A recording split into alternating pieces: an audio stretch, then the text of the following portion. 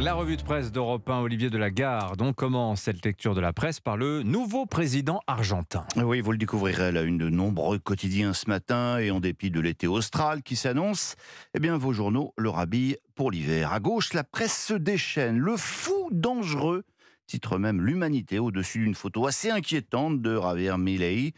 Un sacre à la tronçonneuse, s'amuse Libération, qui dénonce un candidat ultra-libéral et réactionnaire. Tronçonneuse parce que c'est l'outil qu'il brandit à chacun de ses meetings, symbole des coupes budgétaires qu'il veut opérer dans les dépenses publiques, explique Mathilde Guillaume, la correspondante de Libé à Buenos Aires. Le Monde, qui pince son nez devant ce candidat anti-système, vous expose aussi le programme sur lequel il a été élu. Remplacement de la monnaie nationale par le dollar, réduction drastique de la dépense publique, interdiction de l'avortement, libéralisation de la vente des armes, rupture des relations diplomatiques avec le Brésil et la Chine. Son slogan préféré, vive la liberté, bordel, Carajo. s'indigne le journal.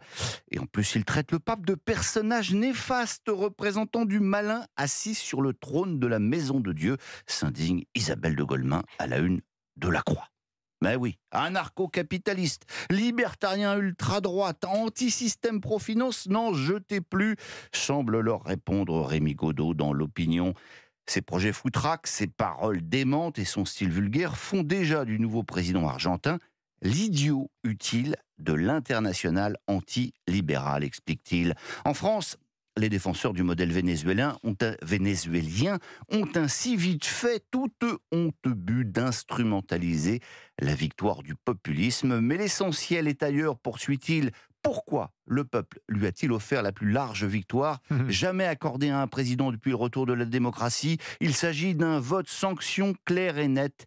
Ils ont puni un système illibéral qui a mené à la faillite d'un pays autrefois parmi les plus riches au monde. Et dans les Échos, un analyste de chez Goldman Sachs est lui aussi plus mesuré que la presse française.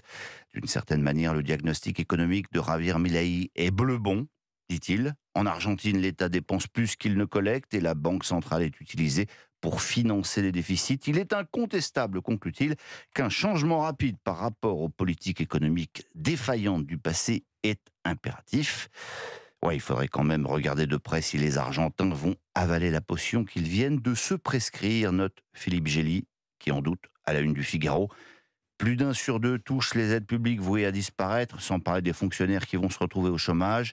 L'élection de Milei montre en tout cas qu'aucun excès n'est plus rédhibitoire en démocratie. Il aime pas l'État, Milei, alors forcément en France ça passe pas très bien. Revenons maintenant, si vous le voulez bien, Olivier Delagarde, à la démocratie française. Mais je le veux bien avec ce sondage intéressant à lire dans les Échos sur ce que voteraient les Français si les européennes avaient lieu aujourd'hui. C'est toujours le RN qui caracole en tête avec 28% d'intention de vote.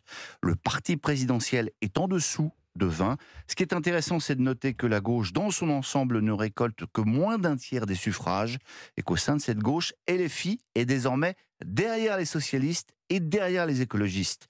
Et puis, si vous vous demandez comment le RN en est arrivé là, lisez dans Le Monde le face-à-face entre Henri Guénaud et Aquilino Morel. Les deux hommes ont occupé le même poste de conseiller à l'Élysée, seulement c'était pas sous les mêmes présidents.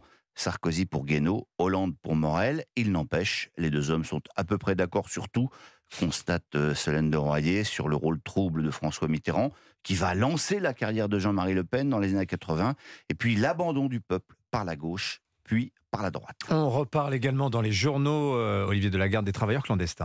Et derrière les discours politiques sur la loi immigration, il y a la réalité des choses. Lisez ce reportage édifiant de Christophe Cornevin dans le Figaro, où l'on apprend que les mafias nord-africaines sont parvenues à détourner une plateforme numérique de l'administration française. Ce site, pour fluidifier la délivrance d'autorisations de travail dans les métiers en tension, est devenu une sorte de banque de données pour des margoulins qui recrutent des candidats au départ dans le bled. En échange d'une somme entre 5 et 15 000 euros, on vous procure contrat de travail et titre de séjour.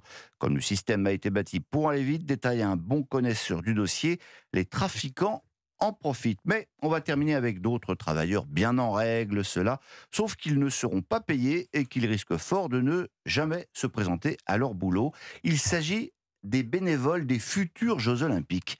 C'est dans l'Opinion que vous lirez ça. Des associations anticapitalistes et hostiles aux JO ont demandé à leurs militants de postuler comme bénévoles pour le jour J démissionner et gâcher ainsi la fête. Il faut dire que le COJOP entend faire travailler à l'œil 45 000 personnes entre 8 à 10 heures par jour, 6 jours par semaine, non rémunérés, donc sans même prise en charge de leurs frais de transport ou d'hébergement.